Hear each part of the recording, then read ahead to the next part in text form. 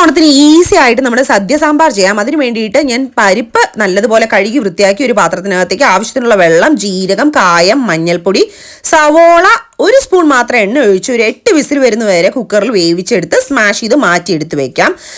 ഞാനിവിടെ മുരിങ്ങ വെജിറ്റബിൾ ആയിട്ട് ഉപയോഗിക്കും. നിങ്ങൾക്ക് ഏത് വെജിറ്റബിൾ വേണമെങ്കിലും ഉപയോഗിക്കാം. വെജിറ്റബിൾ ഒന്ന് വേവിച്ചെടുക്കാൻ വേണ്ടിയിട്ട് ഒരു പാത്രത്തിനകത്തേക്ക് മഞ്ഞൾ, കുറച്ച് മുളക് പൊടി, ആവശ്യത്തിനുള്ള ഉപ്പ്, വെള്ളം ഒഴിച്ച് നല്ലതുപോലെ വേവിച്ച് മാറ്റിയെടുത്ത് വെക്കാം. വേറൊരു പാത്രത്തിനകത്തേക്ക് എണ്ണ ഒഴിച്ച് കടുക്, ജീരകം, ഉലുവ, അതേപോലെ തന്നെ കുറച്ച് കായം, കറുവേപ്പില, സവോള, തക്കാളി ഇട്ട് നല്ലതുപോലെ വാട്ടിയെടുത്തതിന് ശേഷം ഇതിലേക്ക് കുറച്ച് മഞ്ഞൾപ്പൊടി, കുറച്ച് മല്ലിപ്പൊടി, അതേപോലെ തന്നെ കുറച്ച് മുളക് പൊടി ആഡ് ചെയ്തിട്ടുണ്ട്. ഞാനിവിടെ ആച്ചിയുടെ സാമ്പാർ പൗഡറാണ് ആഡ് ചെയ്തിരുന്നത്. നിങ്ങൾക്ക് ഏത് സാമ്പാർ പൗഡർ വേണമെങ്കിലും ആഡ് ചെയ്ത് കൊടുക്കാം. നല്ലതുപോലെ ഇളക്കിയെടുത്തതിന് ശേഷം നമ്മൾ നേരത്തെ വേവിച്ച് വെച്ചിട്ടുള്ള വെജിറ്റബിൾ ഇതിലേക്ക് ആഡ് ചെയ്ത് നല്ലതുപോലെ ഇളക്കി കൊടുക്കാം.